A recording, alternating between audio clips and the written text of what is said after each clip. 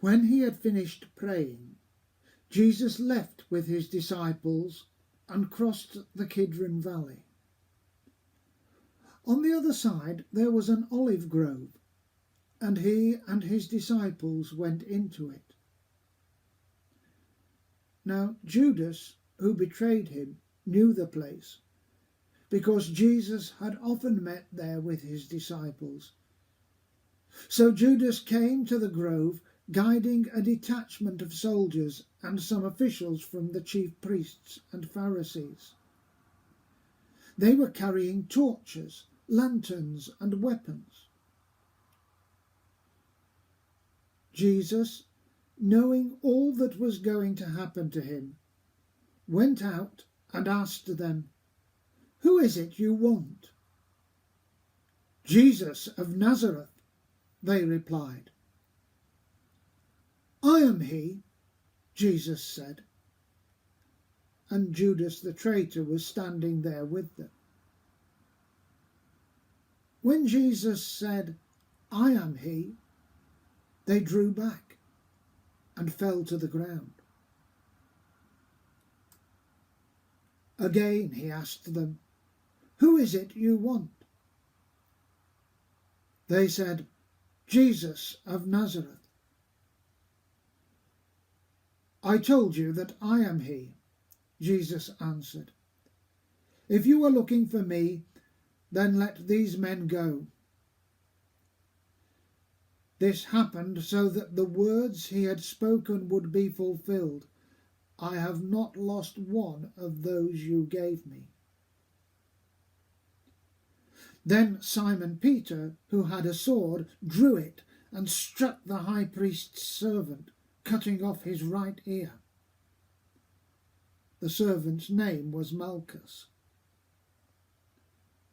Jesus commanded Peter, "Put your sword away. Shall I not drink the cup my Father has given me?" Judas leads the Jewish authorities and their soldiers to Jesus. Jesus is at the mercy of his enemies, at his weakest. But when Jesus' enemies meet him, they step back and fall to the ground. Why? Jesus had asked them who they were looking for, and when they said, "Jesus of Nazareth," he answered, "I am he." Literally, the Greek translates as "I am." To a faithful Jew, that would remind them of the story of the call of Moses, where Moses asks for God's name and God answers, "I am that I am." As in John's Gospel generally, there are two levels on which one can read this story. On the surface, the arresting party are astounded at what they believe to be a blasphemous claim on Jesus' part. He is claiming to be God. But John, the Gospel writer, is giving his readers a knowing wink, so much as to say, "And we know he is, don't we?" Jesus' kingly power is seen even in the Garden of Gethsemane. But at the end of the passage, Jesus tells Peter to put his sword away. "Am I not to drink the cup the Father has given me?" he says. Jesus is king, but he is a king who allows his enemies to arrest and kill him, because it is by dying on the cross that he wins the battle over the forces of evil.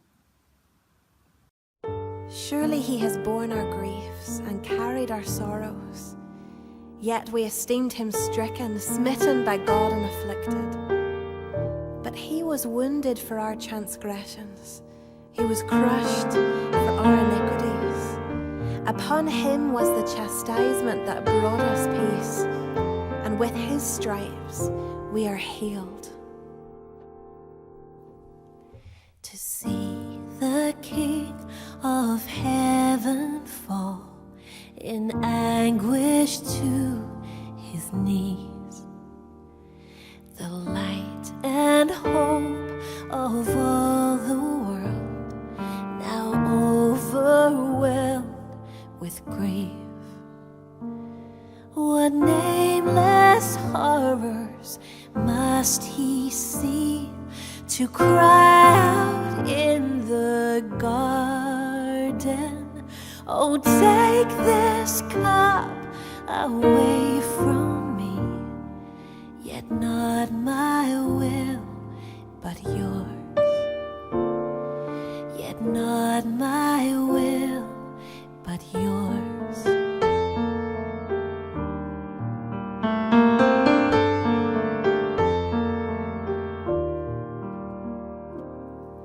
To know each friend will fall away, and heaven's voice be still, for hell to have its vengeful day upon Golgotha's hill.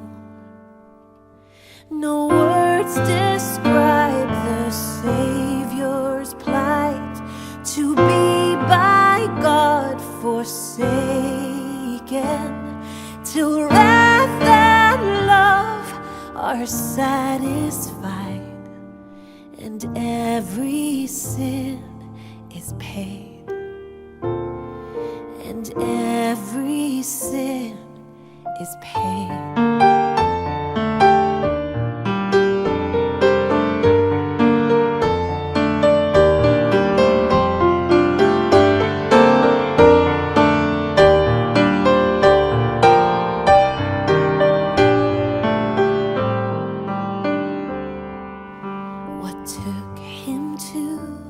This wretched place, what kept him on this road?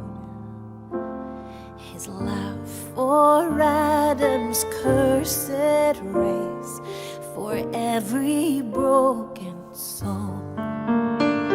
No sin too slight to overlook, no crime too great to carry, all mingled in this poison cup, and yet he drank it all.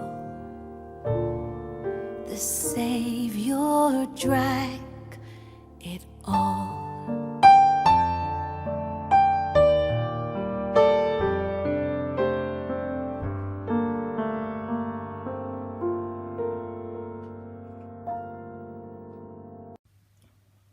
Lord Jesus, thank you that though you were one with the Father and shared in his glory, you also freely committed yourself to the task the Father gave you.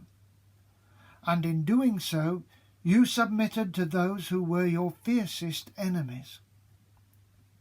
Help us who believe in you to know that we must follow you on the path of suffering and service, and so spend our lives in serving you and others.